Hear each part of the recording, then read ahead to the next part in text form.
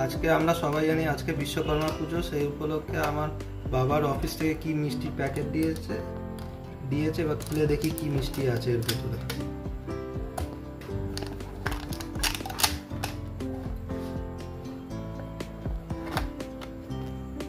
এটা হচ্ছে নিমকি, এটা হচ্ছে গজা, এটা কি মিষ্টি? নরম পাকের মিষ্টি মনে হচ্ছে, কি মিষ্টি জানি না, সন্দেশ নরম পাক। আর এটা কি দানাদার কি মিষ্টি, রসালো টাইপের।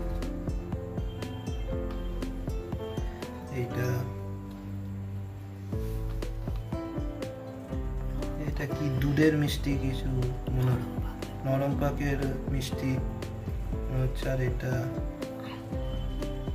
আমসত্ত্ব দেয়া মনে হচ্ছে,